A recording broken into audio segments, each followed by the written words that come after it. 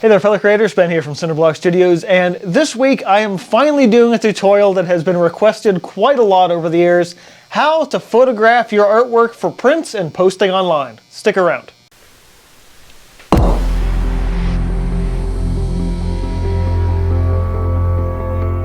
So when it comes to digitizing your art, there's a lot of different methods that people use. Most notably, for smaller works and things on paper, a lot of people will get a small flatbed scanner and use that. Get a scanner for, $50 to $100, possibly a little more if you want to get something a little higher quality.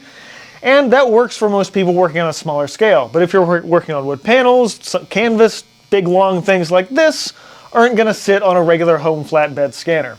So what do? Well, usually you photograph your work. Now this is something that has changed a lot since I first started putting my work online. So I just want to talk about a couple of things before we go ahead and jump right in. Now, one of the biggest factors in being able to get your work and photograph it and do it well is to have a decent enough camera. Now, for most people, they probably have a decent enough camera in their pocket that may not be the best for prints, but if you're just posting on Instagram or something, a regular smartphone camera should work fairly sufficiently. Now, when I was in college, that was not necessarily the case. There was no way in hell I could post on DeviantArt with a 1.3 megapixel camera on a Motorola Razr. Was not going to happen. So I needed a dedicated photo camera for that. And to this day, it is still my preferred method. A simple point-and-shoot camera works just fine. If you don't necessarily want to use the one on your smartphone, or if, like me, you tend to have a cheaper smartphone, it's not the super high quality like iPhone camera or anything like that. So having something more dedicated does help in the long run, especially if you want to make prints. While a phone camera can be decent for getting your work online, having something more dedicated is preferred if you want to make prints of your work. So while I had been using a point-and-shoot camera up until about 2 years ago, I have now switched to this Canon Rebel T7. It's a fairly decently priced DSLR, and so this is what I'm using today, but I will also be taking a picture with my phone camera to show you the difference in quality between those two. The other big factor in taking a picture of your work is the lighting. Now, some internal lights are decent at this, but it depends on the detail of your work. If you're using a lot more dark colors in particular as well, it can be a little more difficult to use indoor lighting. The best way to do this is with natural lighting, and for that, let's head outside. Okay, so it's a bright sunny day. It is a little, at 2:30? It's almost 3 in the afternoon. One of the things with photographing your work is that you tend to need a nice bright sunny day for it. Now, if you try to do it in cloudy, overcast skies, one thing that happens with this is that the lighting changes. The lighting is either relatively poor, even if it's the middle of the day. Colors are very different between daylight and cloudy days. And while a white balance on your camera can certainly adjust for that to some degree, it's best to work with ideal conditions, and ideal conditions are peak sunlight. I usually try to do it between 10 and 2 p.m. on any given day, as long as it's a nice sunny day. Morning light tends to be a little bit different. Evening light tends to be a little bit different, so looking for those peak daylight hours are really good. Granted, this the tail end of summer, so it being a little past 2 is perfectly fine because the sun's still very high in the sky at this point, and I'm not really worried about any of those issues with lighting. So for the piece I'm going to photograph today, normally I do this when I finish a piece and before I gloss coat it, because I gloss coat almost everything I do.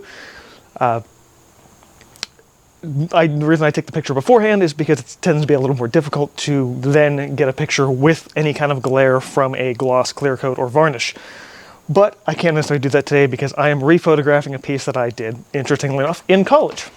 So this has been a piece that I have had on the channel for a really long time. It's actually the first tutorial that I ever put out, and it's the one that kind of got really popular and big, at least at the time. It's not as popular anymore because did this painting in 2011, so obviously time has passed.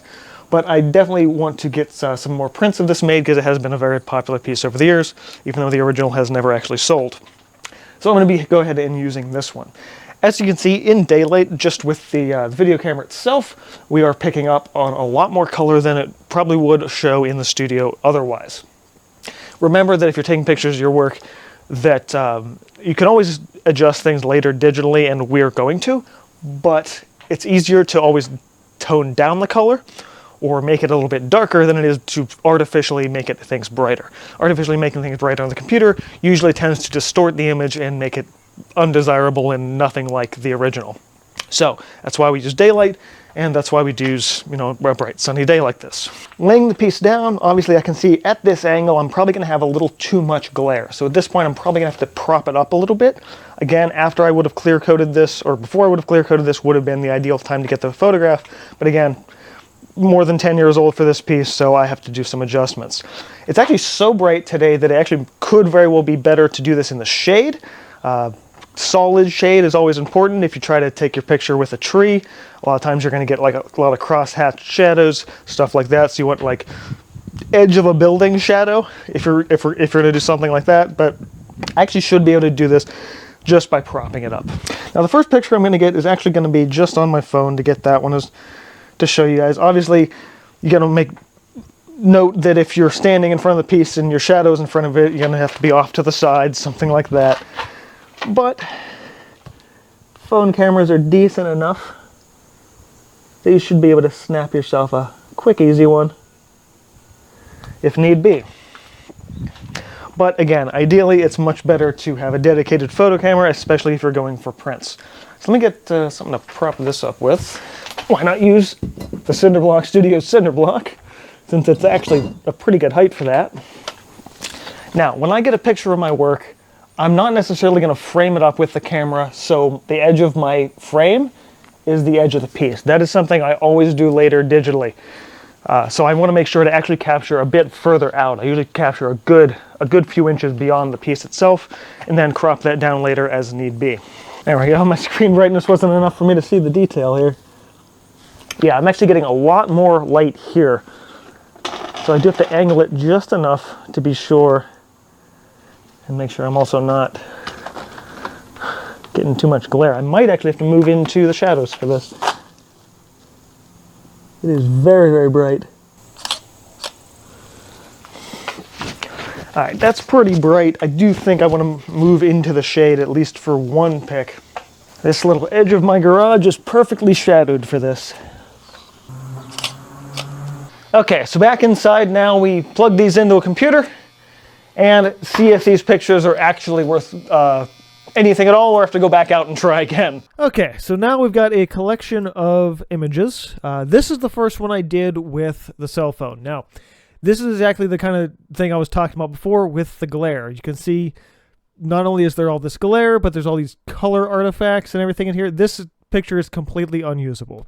The second image with the phone was a little bit better. It's probably one of the better ones I took, even between the dedicated DSLR camera and my phone. This one's probably doable. The one downside of this, because it's coming in on a JPEG file, and it's on the phone camera, it's not going to be as large, so I probably couldn't use this for a print. Now, this is the first of the DSLR images. This one is definitely a little bit too bright. It's also slightly out of focus, so I'm deciding not to use that one. The second one in the garage is much more in focus, but it is a little bit dark. It's probably possible to brighten this one up, but I'd much rather go for something a little bit brighter, but I'll see how things look once we're in the editor. This is another one I took after I didn't like either of those two. I did go back out. This was probably the best of all of them, even though there is a little bit of glare on the right-hand side, but that is pretty minimal. And here is another I took on my front porch just to go back into the shade. It's like the other one that's a little bit out of focus, but it's a little bit more in focus, and it's definitely a lot better overall. So we'll see what I can do with all of these. Now, current image editing and everything like that, since I've moved away from Adobe, is to use GIMP. GIMP is a fantastic cross-platform image editor. Either that or a program that also plugs into this is Raw Therapy. Both GIMP and Raw Therapy are free to use, free to download programs, and they run on Windows, Mac, and Linux. So if you have a computer of any kind, chances are you can run this. So I'm going to drag down those two that I liked the most, both the DSLR one as well as the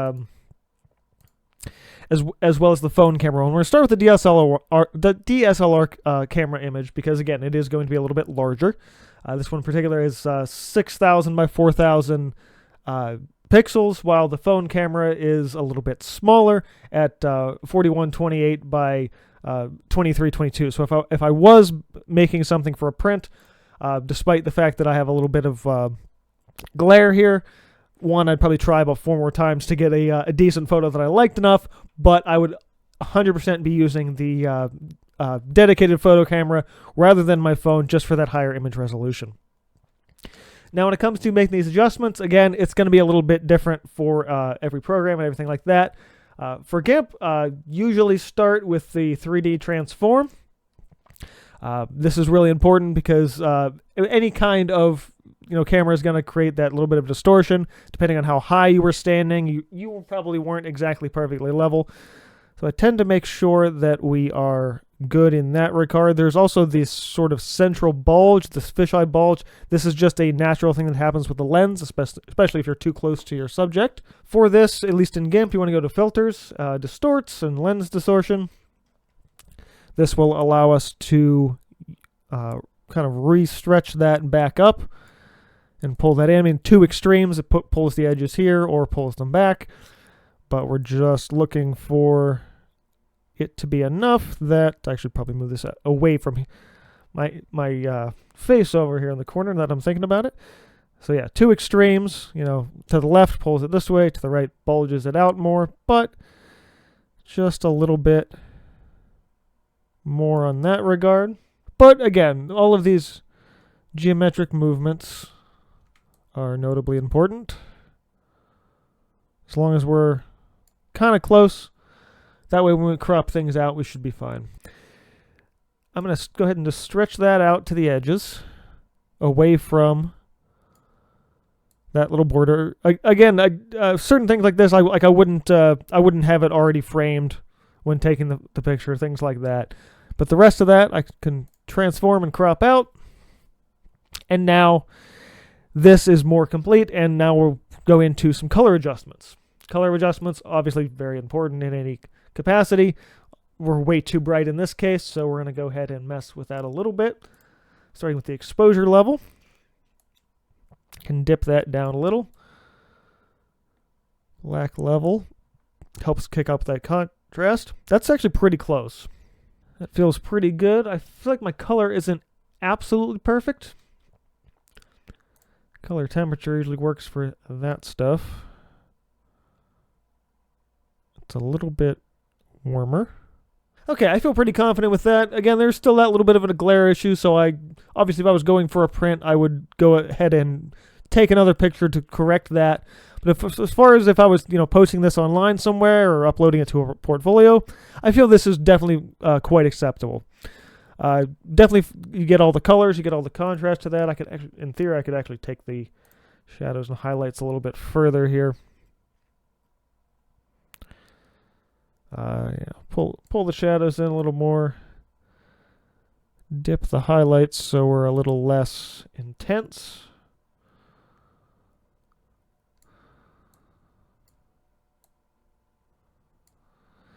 And that feels pretty good. So that's really all there is to it, at least on that end. Okay, I'm not going to say this again because we're just talking about example, but this is generally what I would do. From that point forward, I would save a high-quality PNG to be able to use as a print. Outside of that, I would then just save a regular JPEG and scale the image down by half to then post online, because I don't like to post the super duper high quality images online. I do prefer to scale it down a little bit for the sake of reserving that for my prints. Jumping back, same deal here. Mess with the geometry and get it as close as we can to everything like that. Make sure that all of those angles are looking pretty good. This one, thankfully, has a lot less distortion. Every now and then there might be a tiny bit of loss on the edges, but nothing too terrible. Now, occasionally, if there's any major issues, you can always grab like the spot healing tool and do something with that. One quick little way to fix a lot of this stuff would be to do a little dodge and burn kind of deal. So, dodge making things lighter, burn making things darker. I do want to take the hardness of this up a little bit more and give that a little, so I can darken the left edge just slightly. And even the middle, I could, take that down in certain areas. I don't need to really go crazy with it, but that always helps a little bit too. But again, either one of these seems to work really well. Colors are mostly right. And any kind of changes like that, you can fix with masks, stuff like that. I'm definitely still liking this one better with the crispness and the clearness of it, even though it is a little bit bright. But again, all of these little edits, good to do, good to adjust, get it as close as you can to the original, and then save it, and you're good to go. So that's all it really takes to digitize your work. Snap yourself a good photo, preferably during the day, during daylight. If for whatever reason you can't go outside because it's either too hot or too cold, simply just open a door or window near you, let that light shine in, and again, as long as you're watching for glare and shadows, shouldn't really be a problem.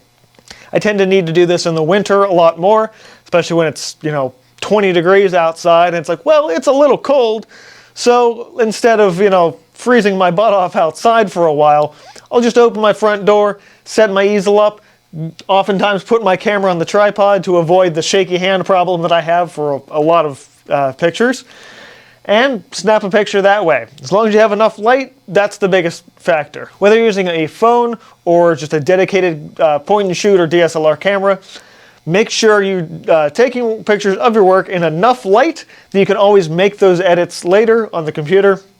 And I can guarantee you that almost every picture you take of work will need at least some edits, whether that be a simple crop and rotate just to make sure it's straight, or occasionally a little bit of color and lighting corrections. But that's pretty much it. Take your camera, whether that be the phone you have in your pocket or something more specific for a higher resolution for a print. Clean up your work, make sure it looks really nice. I mean, if you spent long enough working on your painting, the last thing you want to do is take a mediocre photograph and use that to show off your work online.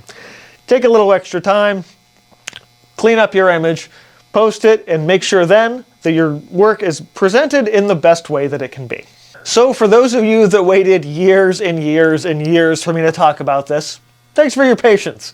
Depending on how you decide to digitize your work, whether that be if you're just scanning it on a scanner, or if your work like me is much too large to fit on a scanner and you're taking a picture of it, I do hope that my tips through this have helped you along the way and can help you going forward in taking better pictures of your work. Simple things like picking a nice bright sunny day, white balancing your camera, and making sure that your shadow and any other shadows are away from the work while you're taking that picture can really go a long way. I cannot tell you how many really great drawings and paintings I see out there that just have this weird shadow on them, and it's like, come on, open a window, open your door, take your picture outside, or at the very least, put it somewhere on a table and stand back a few feet and then crop that later. It's really not difficult to do, but it does take a little bit of know-how to know, hey, I should not be putting my shadow into this work. I should just be showing the work itself. Once again, I would like to apologize that this video took so many years to make, but lining up my recording time with a day when it's bright and sunny like this has been a little bit challenging in the past couple of years. It never seems to actually line up right. But for your sake and mine, I'm very happy that it did. If you enjoyed this video and or learned something, go ahead and hit the like button. Get subscribed if you're not already for more art and art videos like this. Let me know your thoughts on this one in the description box below, or in the comments below. The description box is where you'll find all of my socials, including the community Discord. Thanks guys for watching, keep on creating, and I will see you guys next time. Now for most people, the phone on,